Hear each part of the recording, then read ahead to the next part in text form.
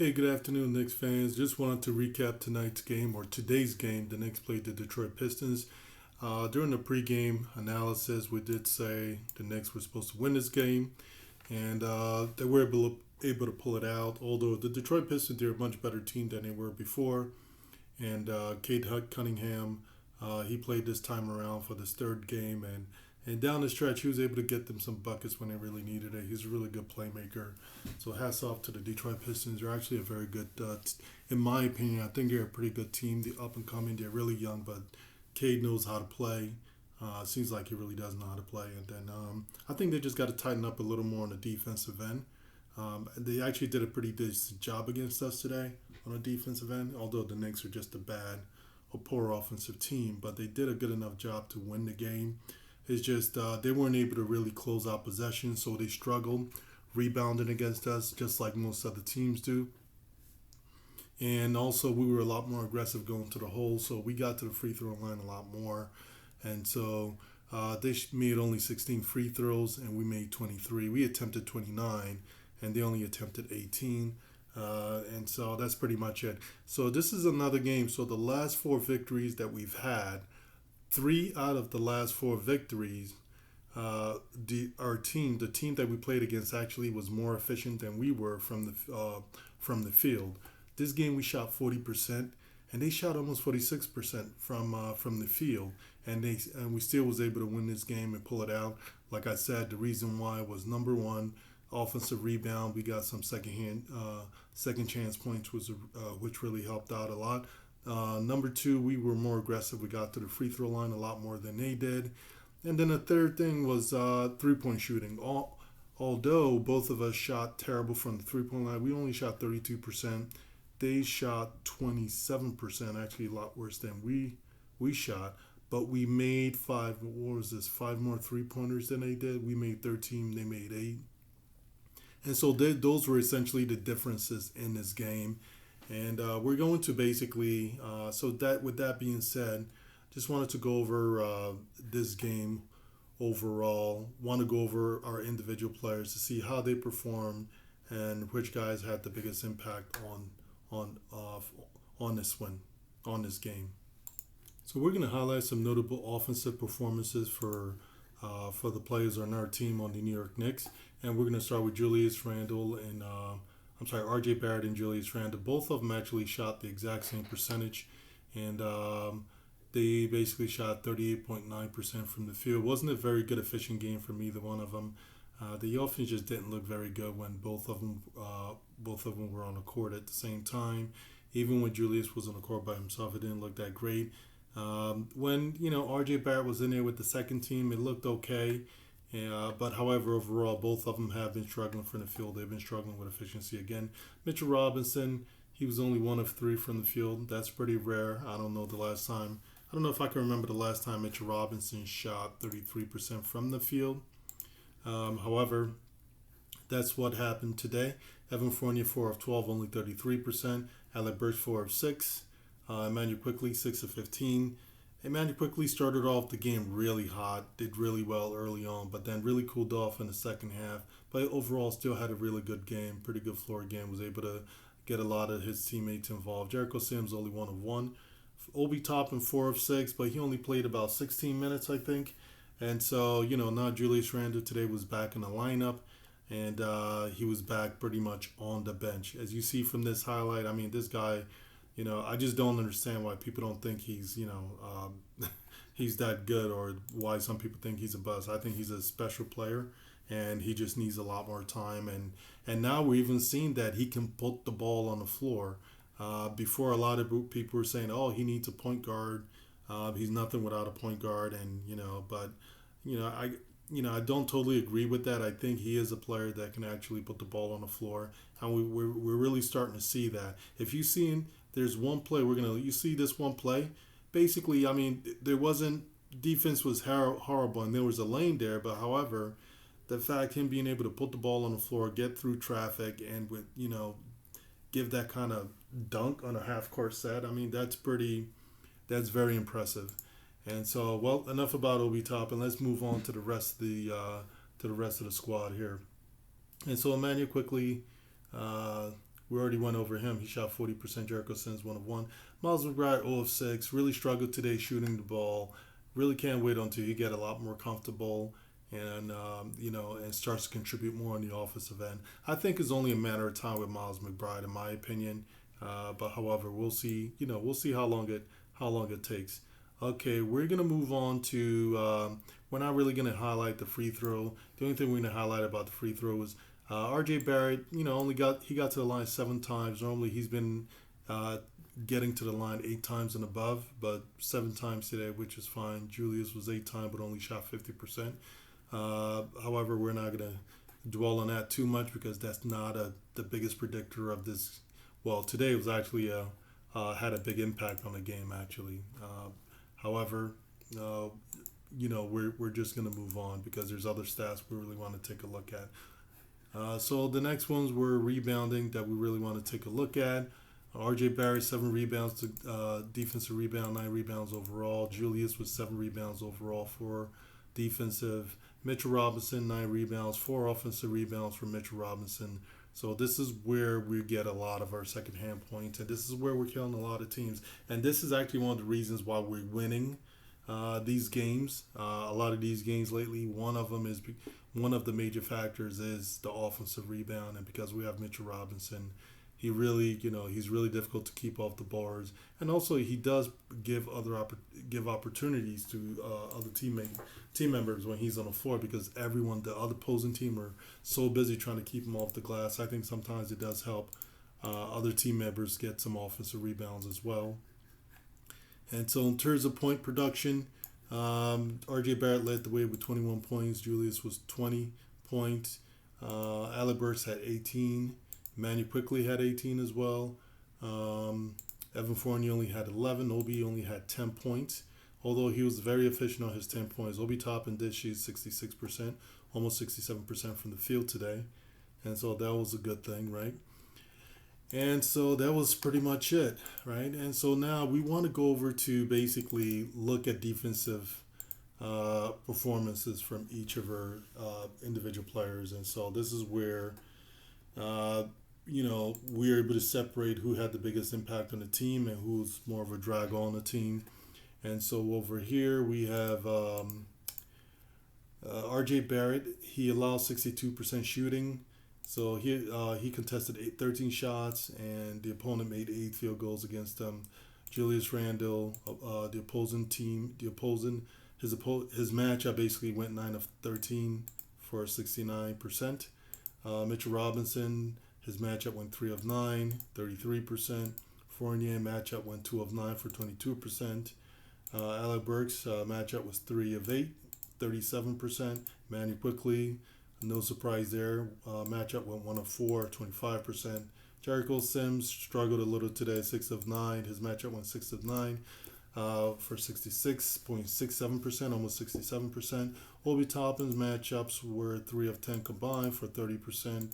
Miles McBride was 4 of 10 for combined 40%. So some of our energy guys, they did a pretty good job. I'm continuing to see really good job from Obi Toppin on the defensive end as well.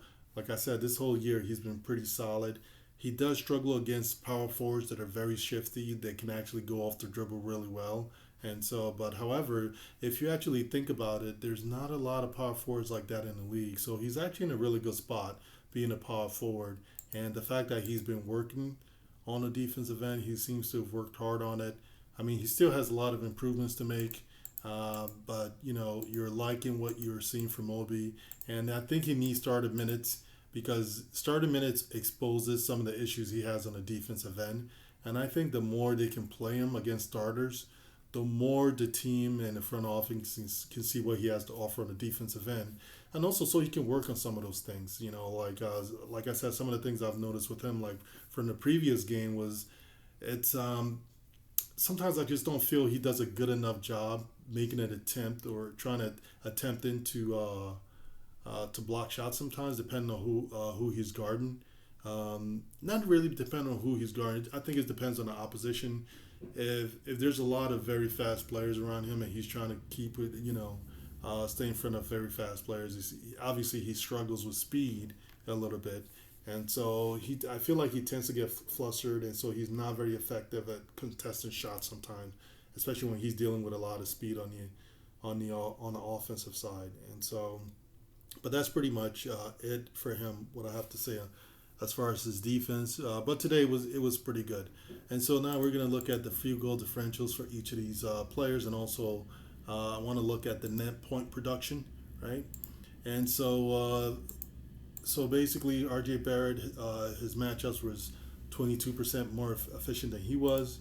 Julius Randle, his matchup was 30% more efficient. Mitch Robinson, about even, but a little less efficient. Evan Fournier, his matchup, well, he didn't shoot very well. Evan shot horribly from the field, but however, the opponent actually shot worse than he did, so he was 11% more efficient. But that's what you need, right? I mean, he was effective with his defense today when he did challenge the shot, so I have to give him credit for that. And so because he was very effective on the defensive end, challenging shots, and he didn't have a great offensive game, he was 11% more efficient than his opponent. And so that's pretty much what this game is, and that's what we really need. And because the guys are big horses, when they're together, they're always negative. The opposing, their matchups is always way more efficient than they are, and that's always that's the reason why the New York Knicks are not very good this year. It's really because of R.J. Barrett and Julius Randle. There's really no way there's no way for us to sugarcoat it. These guys basically carry the bulk of our offense, and this is what they're giving us. R.J. Barrett, he's 21, and so we do believe he's going to improve. But let's keep it real. Right now, yes, he's 21. He's improving, and he is going to be better. But this is the reason why we're not very good. These are our horses right here. They carry the load, and they're just not getting it done. They didn't get it done today. In terms of efficiency, Alec Burke was basically 29% more efficient than his matchup, which is excellent. And Emmanuel quickly, 15% more efficient than his matchup. Excellent. Jericho Sims, 33%. Obi Toppin was 36.7%. That was really good. Miles Mcbride was, he held his opponent to 40% shooting, but Miles Mcbride went 0-6, so his opponent was 40% more efficient than he was. However, we do like the defensive effort he's bringing, and hopefully his offense comes around. But today, his lack of offense was a drag on the team because he did take those shots and he missed those shots, and those are opportunities that probably could have went somewhere else. And if somebody else would have made some of those shots, I think it would have helped improve our efficiency a lot more. But in this case, it didn't. And so as a result, you have to admit he's probably going to end up being a drag once we finish calculating PIE and the PIE with the defensive factor. So this is the opposition points here. R.J. Barrett, he got his matchup scored 23 points on him, and he scored 21, so he was -2.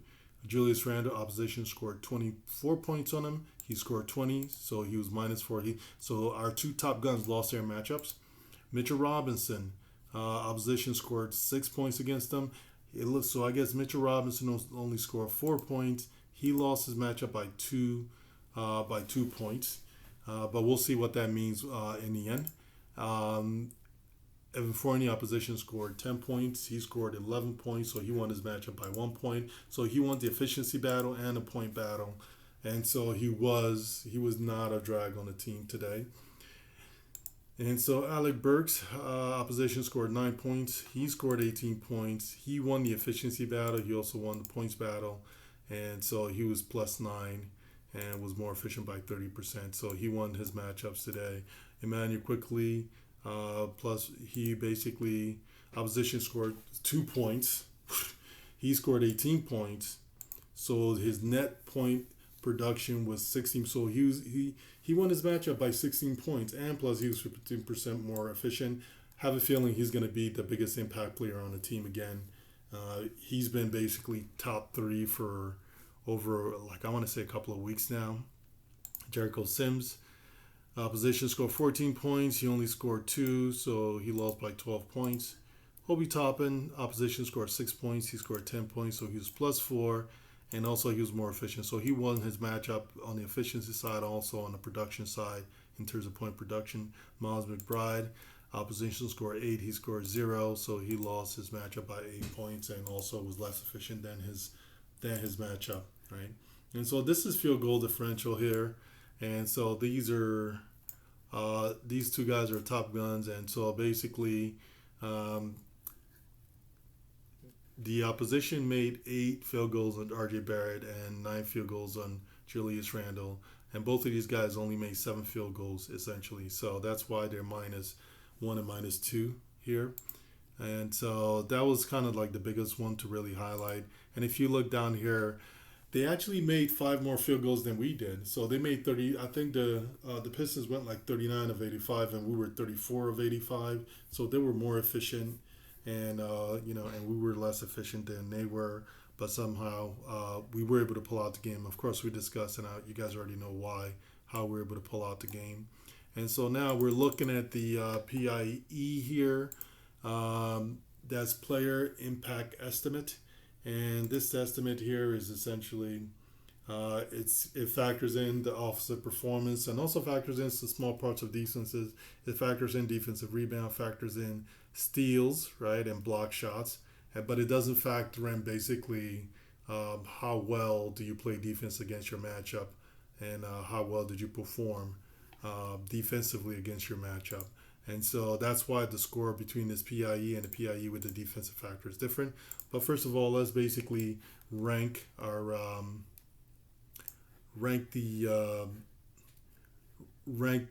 the performance, rank our players by the PIE first, and see who was top gun, and then we'll do the other one, the PIE with the defensive factor. Okay, so just do regular PIE first. We want largest to smallest, and so top gun was Alec Burks was. Yes. Okay. That makes sense. He was 23%. R.J. Barrett was 16%. Alec Burks. So he did score 18 points. He won his matchup by 9 points, right? However, he was efficient, right? I think he shot like 67% from the field. He was 4 of 6. And then also, of course, he made, I think he might have been, I can't remember how many free throws he made, but actually we can go and look and see how many free throws he made. So Alec Burks was 7 to 8 from the free throw line. And then he also had 4 defensive rebounds. So he kind of filled up the stat sheet here. And so that's why, and then only committed 1 personal foul. So that's why he's basically first place when you're looking at the PIE. Second place is R.J. Barrett, but that R.J. Barrett also filled up the stat sheet. Although he wasn't extremely efficient, he did have 8 defensive rebounds, I think, 7 defensive rebounds. So the third person is Julius Randle, but Julius Randle, of course, is also because of him and R.J. Barrett, because of the point production and the rebounding. That's pretty much why they're as high as they are. If you look at the assists, Julius Randle also was he had 5 assists. RJ only had 1. So that's the reason why they're second and third, and fourth place was Emmanuel Quickly at 12.83. Emmanuel Quickly, he wasn't because he wasn't as efficient. He was 40% from the field. And then on top of that, the reason why the other guys are ahead of him, the reason why RJ and Julius is ahead of him is, I would say because of the rebounding. However, Emmanuel Quickly had 6 rebounds, 3 assists. So I'm trying to see, why would he have been? It's really interesting. So it's I am a little surprised. He did have 18 points, although I guess it might have been the efficiency. The other guys did have more rebounds than he did. That's pretty much what it comes down to. They had more rebounds than Emmanuel Quickly did, so that's why they were able to. They were second and third place, and he's in fourth place. And so the next person is Jericho Sims at 11.76, but that's because of efficiency. And also, let's see how many rebounds Jericho Sims grabbed. Jericho Sims grabbed 8 rebounds overall, 7 defensive rebound, 1 offensive. So he was a monster on the boards. Obi Toppin was tied with Jericho Sims. Obi Toppin, he was very efficient, scored 10 points. However, he did not rebound very well today. He only had 1 rebound. And so that was an issue with Jericho Sims. And Mitch Robinson was at 8%. Mitch Robinson efficiency was really low. That was the biggest problem for him. And then he only had 4. He had 4. How many defensive rebounds did Mitch Robinson have? He had 5 defensive rebounds and 4 offensive rebounds. Offensive rebounds do not carry the same weight as defensive rebounds. So that's why his score wasn't any much higher. And then you have Fournier at 5.38 and Mcbride at minus 4.81 PIE. So Mcbride was quite a drag on the team today. So the next thing we have here is the PIE with the defensive factor.